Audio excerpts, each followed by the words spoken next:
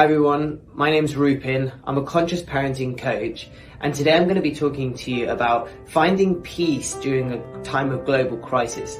We've had quite a few decades of stability. The world has been a fairly peaceful place that countries tended to have got along. We've had some international politics, we've had some overseas sort of territories, invasions, and a little bit of war, a little bit of battle. A lot of people have died, but I sense that we haven't been affected by it on a day-to-day basis, and that we've kind of been able to put all of the recent wars as something that's happening over there. The Middle East was a place of turmoil, and we were able to distance ourselves from that whilst living in the UK. We were able to go to work in peace. We were able to kind of ignore that was going on. There was a bus that exploded in London one of the summers back. Is probably like 10 years ago now. It's a very long time ago, and we've had such a continued peace recently. So we've been able to enjoy that, and we've been able to settle. So right now we are faced with global politics and international disputes that has affected us. This time it's caused us some financial troubles. Also, there's a lot of anxiety, and we were just looking forward to having back our lives. We thought that COVID was kind of coming to an end, that we were able to exit that phase of our human history, and that we could leave COVID as something that like that terrible disaster that was finished. And just as we were exiting the COVID pandemic time, not to forget the people that suffered through that, hearts and prayers, thoughts and prayers go out to anyone who's suffered loss during the COVID pandemic. And now our thoughts and prayers move to the affected in the war zones all over, not just the people who are affected by the Ukraine and Russian war, but there's so many international issues that we should pay attention to and be aware of. However, once we have compassionately tried to pray in the moment for those people, after that, when we bring the stress and anxiety into our day, it can affect our work, our relationships, our parenting, the way that we treat ourselves. It can affect the way that we future plan. When we can see that there's potential for disaster looming in the distant future, we might start to take a little bit more of a cautious approach to our life. You can see it in the way that people spend generally, that they might forego luxuries because they are concerned that there might not be an endless supply of money and of resources to be able to look after ourselves in the way that we normally would when things are smooth and easy. So I really want you to start to listen to yourself, start to understand that actually we are affected by global politics and by wars that are going on, especially when they start to affect us economically, because we might struggle to understand, we might struggle to change our behavior because we are worried that somebody might attack the country. It might be difficult for us to even comprehend how to change anything. Like, what would you do? Not going to work? What would you do? Not leave the house? Like, is your house any safer than work? It's like, it's not that easy to work out. However, when it financially impacts us, it's quite easy to work out what to do, because we can influence our spending habits, and we can start to cut back to make it more affordable to live in a time where war is affecting our finances and our economy. So what I really wanted you to do is to understand what it is that you are going through, understand your feelings, and understand your inner world. So I'm going to put that down on the whiteboard for us. We'll try red today. We've used purple the last few times. So number one is red is looking a bit light here. Now this point of understanding yourself is vitally, crucial to finding peace in a time of global instability. When you can understand yourself, you'll be able to understand the feelings that you're going through. The manifestations will be you attempting to solve the problem. You'll manifest as trying to find your solutions. You'll manifest as trying to figure out what to do now that prices are going up, now that things are changing. What I want you to do is to understand where those feelings are coming from. Like, try to examine yourself and figure out exactly how deep these problems are. Right now, petrol prices are double what they were normally. Now, is the stress of the petrol prices coming from your outgoings are increased? Is it because you are unable to save? Is it because you are worried about your income? Is it because you are having to sacrifice in other parts of your life? So if you're feeling stress about the petrol prices going up, try to understand what your stress actually is. If you can ask your question like, why am I feeling stressed about the petrol prices going up? You are right to feel stressed about the petrol prices going up. It's not a problem that you're feeling stressed. We're just trying to understand why. We're just trying to understand what your script is. What is it that you consider to be important about the old prices of the petrol? What was it that you were relying on, that you needed the prices to stay the same so that you could continue your lifestyle? Now, if we can figure out some of that stuff, then we'll really be able to process through these heavy, big emotions and start to find the peace and the comfort in the new normal. The prices are the prices that they are. So what we're trying to do is figure out how to cope with that. So understanding yourself first. Now, the second thing is to try to disassociate and detach and distance yourself from the actual stories and headlines that are going on. So we are bombarded by information all of the time. A lot of it is important. A lot of it is because we need to know what's going on. Some of it is because there's industries that benefit from constantly having breaking news stories, like the media, the news, newspapers, clickbait, BuzzFeed, like they all want to have the breaking news story. So they will constantly be telling you how important this bit of information is. And we can see it on the news right now. Every time I walk past the news, it always says breaking news. And it doesn't always say that, but right now it does. Right now it's always breaking news. This person has done this. This person has said this. Putin has this. Boris Johnson has this. There's a combination of all of these like important people who are making important decisions that do affect us and that we should be invited to understand, but that we can be aware that it is in the news and the media's best interest to pique your attention and to have you listening on the edge of your seat in case there's something really important that's life-changing. Now, one of the things that we learned from Mark Lidstall when he did a talk with us on Instagram was that we are built to pick up on the negatives. So we as human beings have survived. Every single ancestor that you have has survived because they were able to avoid danger. And so our senses of avoiding danger are much better than seeking peace. The ones that were seeking peace probably got eaten by saber-toothed tigers, is kind of what I understood from that talk. And we should be aware that our bodies and our brains and our minds are hardwired to seek out the danger, to find the danger, to listen to the danger, to figure out whether we're in danger, and then to deal with the danger by staying on high alert until we can find that peace organically through our homeostasis. So we need to know that we will always try to seek out the headlines, the breaking news, and the media companies use that to their advantage to play on our hardwiring and to give us what we want. So can we do anything to settle that? My suggestion would be to have less input, to have less connection to the news, to like distance yourself a little bit from the news.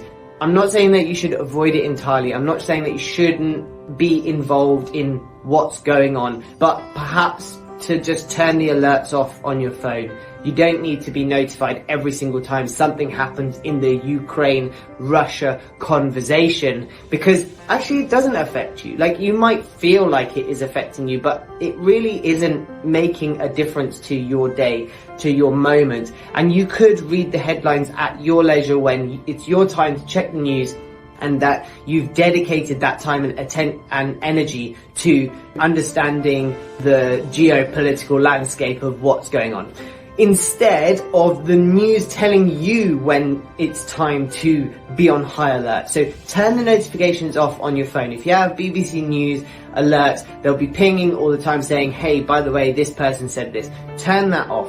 If you watch the news every single day, every single morning, and if you must do that, then please continue to do that. But if you're not the kind of person that must do that. So if you can get away with not watching the news every single day, perhaps don't watch the news every single morning. You might find that there's a massive improvement in the rest of your day, in the peace that you find in the rest of your day. So if you can avoid the headlines, if you can avoid notifications, if you don't click on links, try to distance yourself. Sometimes people will bring the headlines to you because they would like to discuss it, they would like to share. And if you find that it's difficult to distance yourself from the news, from the headlines, give me a shout, let me know, I'll be able to talk you through it. I think part of it is just to actually recognize that a lot of those headlines don't make any difference. The day-to-day living, it doesn't make a difference. Like when there was a breaking news and Russia invaded Ukraine, that was a big deal. It was a very, very important thing for everybody to know that was happening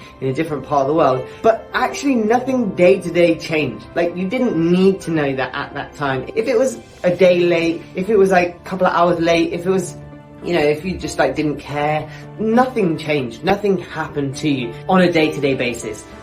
Some people, it will have influenced them dramatically. I met a really lovely Ukrainian lady on the street outside Trafalgar Square, and we were just chatting, and she was saying about how her family and everybody is over there, but they were safe and that they were in the cities that weren't really affected. So I'm sure that there are lots of people who it did affect straight away, and they needed to know as soon as they could to sort themselves out, to change some things and to organize their lives.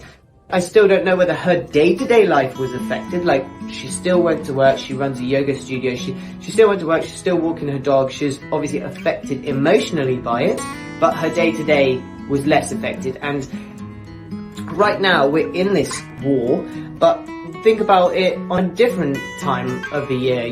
Quite a lot of the time they have breaking news on the headlines, and they're not wars, they're not, this country's invaded this country, it's just breaking news, this thing has happened, and it just doesn't affect us in day to day, and we could get away with not knowing. So try to distance yourself, try to dissociate a little bit, try to recognize the way that it's presented to you so that it piques your interest, but actually it's not affecting you as much as your brain and your body would like you to think. You aren't in danger at this moment, and so you can settle the high alert, and you can try to recognize that there is peace in the moment that you're in, and to protect your peace by distancing yourself from the headlines and from the actual news itself. So this is number 2. Hopefully you can read that better. That says distance. So distance is number 2. Number 3 is meditate. So we're going to try to meditate every single time that we feel that we are overwhelmed by the news, by the global situation that we're in. And all I need you to do is to breathe. That's all that I'm asking you to do, is to just breathe and re-enter the moment. As much anxiety as you feel, as much stress as you feel, and as much pain as you feel. This is a very, very heart-wrenching situation. There's a lot of people that are suffering. We can see that there's families that are being torn apart, there's cities that have been demolished. So this is not an easy thing to come to terms with, and to accept that people in the world are willing to treat other people in the same world in this way. It's we're in a very, very unusual, difficult time. And what I'm asking you to do is to bring presence into your moment by breathing and accepting that things are the way that they are, which is a challenge. I'm not saying it's easy, but this is my suggestion. This is number 3. We've got 2 on here. Understand yourself. So understand your feelings, understand where your thoughts and pain is coming from. Number 2, distance yourself from the headlines as best as possible so that you can protect your peace. And then number 3 is to meditate and to enter your mind, your body, your breath, and to bring mindful presence into the moment with just deep breathing. Deep breathing from your diaphragm, expanding your chest, feeling your shoulders rise and your stomach expand all the way deep, and then slow out breaths that take longer than your in breath. So, and I like to make a little bit of noise when I breathe out, because it really it helps me to engage with my breath, because I can hear it. And make it as loud as you can, because what we're doing is we're releasing that stress, we're releasing that toxicity, we're releasing that energy, so you can make it as loud as you want. release all of it and just feel the moment that you're in by meditating, by bringing yourself back to your breath, by releasing that stress and letting all that toxic energy out. We're not neglecting the people who are suffering. Our thoughts, our prayers, our hearts go out to them, and we care deeply for anybody that's been affected by any of the global issues that are going on. There is so much atrocity in this world, and it's hard to believe that this is even possible, and that we haven't evolved enough yet to treat each other with the respect and dignity that, you know, that us in England, we just find so easy to verbalize. Like, why wouldn't you just be better, nicer, and all that stuff? It's like, no, it's more complex. There's so much here going on that we don't understand. There's so many motivations that we will never be able to comprehend or understand, that somehow are more important than human life, and somehow are more important than a peaceful planet. And it's unfortunate that we live in that time, but what we're trying to do is remember that our hearts and prayers do go out to these people, but that in this moment, we're gonna create tranquility inside by breathing deeply.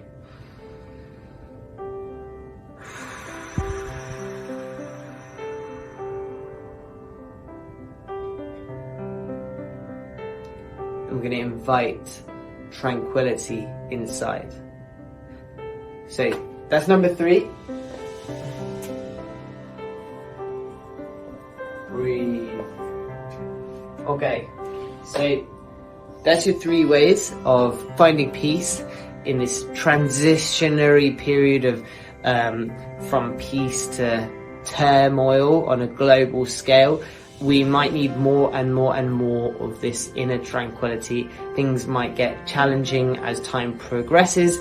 If you can distance yourself from some of the headlines, give yourself a little bit of a break, and understand yourself, understand your feelings, understand your fears, understand your stress, understand your anxiety. If you can ask yourself the question, like, what is it actually that I'm feeling about this? Like, why am I experiencing this as a difficulty? Hopefully that'll illuminate some answers for you. But get in touch with me. My name's Rupin. I'm a conscious parenting coach. I help people with emotions to settle and soothe their inner stress and anguish, and use that for all of their relationships, their relationship with themselves, their partners, and with their children. So you can feel free to shoot me an email. It's rupin@consciousparentingcoach.co.uk. Follow me on Instagram, it's Rupin Rach, RUPINRACH. And hopefully you've already subscribed to the YouTube channel, but if you haven't, please subscribe, click the bell, leave a comment and a like, and we'll definitely love to hear what your thoughts are about this video. So please share your thoughts, leave us a comment, can't wait to read them, and thanks so much for being here and for watching. Take care everybody, and I'll speak to you all soon. Bye, thanks, bye.